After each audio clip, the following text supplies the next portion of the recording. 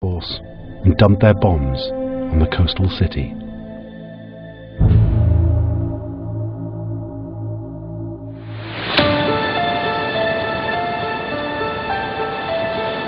Plan Kathleen had been ditched, Operation Green had been cancelled, and now the IRA's allies had bombed Dublin.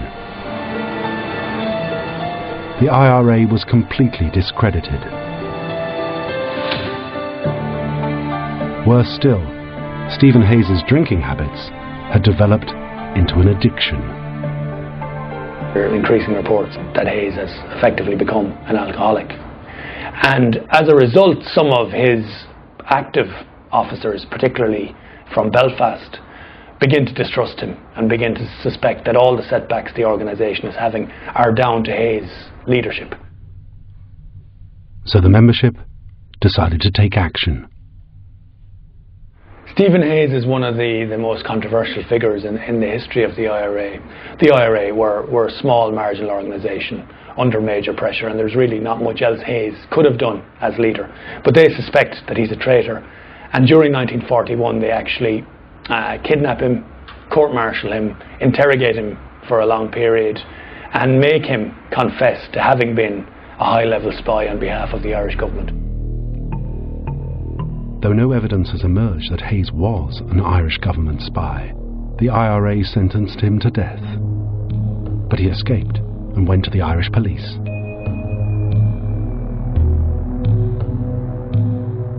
So he escapes, hands himself over to the police. His kidnappers are arrested, and while the IRA still regard Hayes as a traitor, in terms again of public opinion, the IRA just looked like a farcical organisation. While in custody, the IRA revealed the full extent of Hayes' involvement in Plan Kathleen. He would serve just 5 years in prison.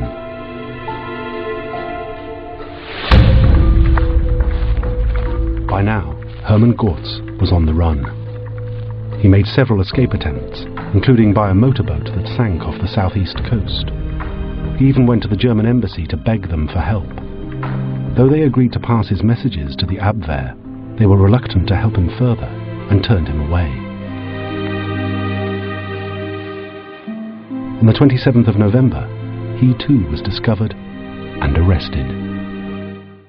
Further pictures of the arrival of the first American expeditionary force to Britain, a troopship crowded with men from the great cities and plains of North America. Greetings to them all from the rank and file of this United Kingdom, united now as allies of those United States. Any lingering hope of invading Northern Ireland was dashed when in January 1942, American troops were stationed in Europe for the first time. By May 1942, 37,000 GIs were based in Northern Ireland.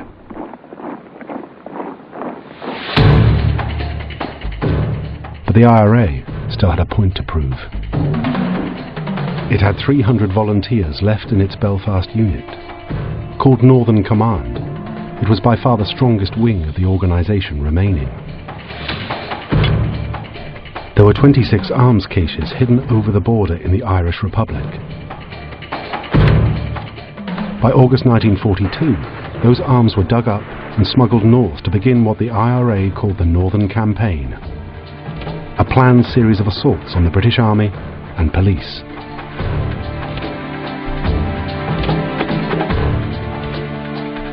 But joint British and Irish intelligence operations thwarted their plans. All they managed were sporadic attacks on barracks and police stations, and the ambush and murder of several members of the Royal Ulster Constabulary. By the time the Allies were preparing for the D-Day landings, the IRA's organisation was shattered. In June 1944, its new Chief of Staff, Charlie Kerins, was arrested and 6 months later hanged. All over London, a fortress of freedom in the dark days, millions rejoice in final and complete victory after a war lasting nearly 6 years. The war in Europe ended on the 8th of May 1945.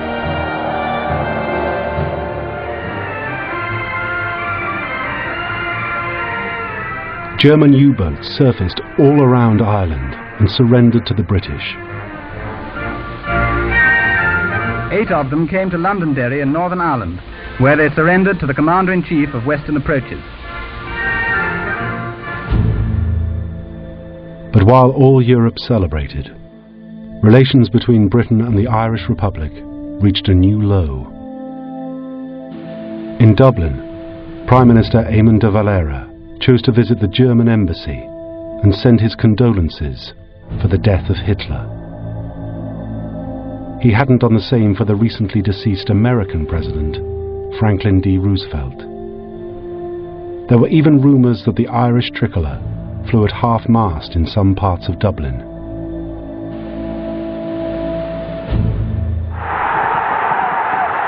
The victorious Winston Churchill attacked de Valera for allowing German shipping to pass through its waters unchecked. This was indeed a deadly moment in our life. And if it had not been for the loyalty and friendship of Northern Ireland, we should have been forced to come to close quarters with Mr. de Valera or perish forever from the earth.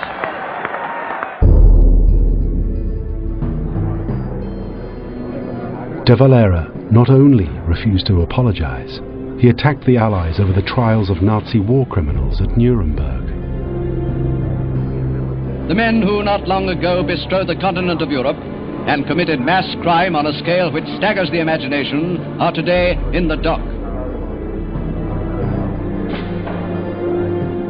The Irish government refused to recognize the trials, comparing them to the British use of its legal system in Ireland before independence.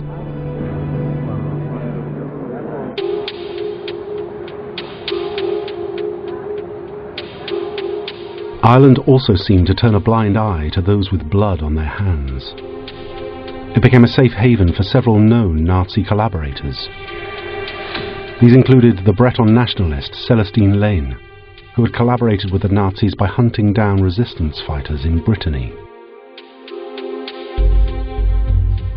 Lane escaped to Ireland in 1947. He died there in 1983. Nicknamed the Himmler of the Balkans, the Croat collaborator, Andrija Artukovic, escaped to Ireland in 1947. He was implicated in the extermination of 4,000 Serbs and the construction of a system of Croatian concentration camps in September 1941. Otto Scarface Scorsini was a lieutenant colonel in the Waffen-SS. After fighting on the Eastern Front, he commanded a rescue mission that freed the deposed Italian dictator Benito Mussolini from captivity. In 1959, he was living in Ireland on a 200-acre farm in County Kildare. He later moved to Spain, where he trained mercenaries.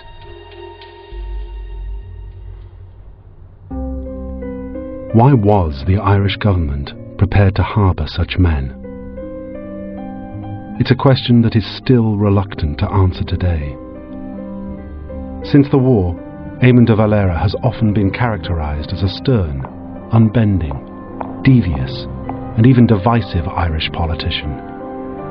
But it's not entirely a fair portrait of him. In fact, de Valera had on occasion helped the British during the war.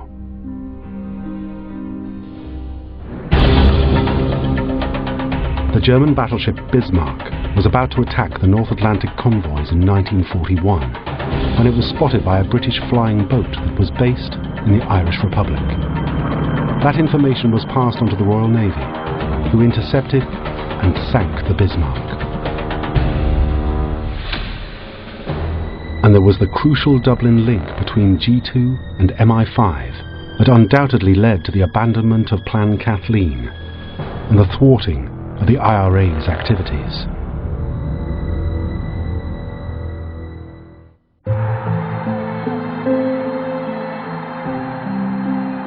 So what of the IRA's role?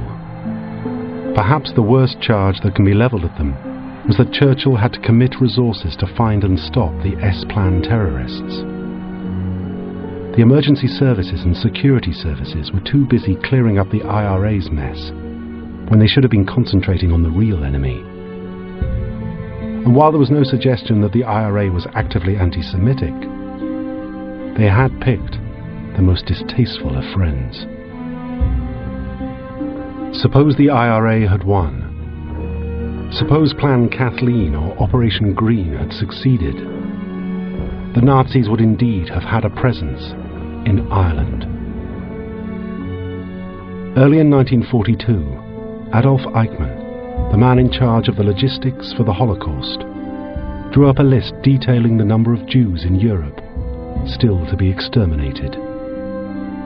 Ireland's 4,000 Jews were on that list.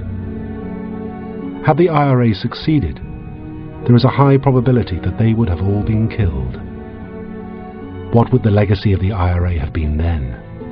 I think some of them probably thought they were being extremely clever and that they would get assistance from the Germans and not have to give anything in return. You could also argue that some of them were extremely naive. So I don't think most of them did understand the nature of the Nazi regime or its ambitions. And where does that leave Sean Russell, a highly controversial figure whose obsession with a united Ireland blinded him to the Nazis' real intentions? There was no doubt that most of the IRA were firm in their aspirations to achieve the unification of Northern Ireland. Perhaps Sean Russell was the one individual who was most determined to lead, if necessary, a national revolution with German assistance. Sean Russell's statue still stands in Dublin's Fairview Park. It's been vandalised twice, once decapitated by an anti-fascist group.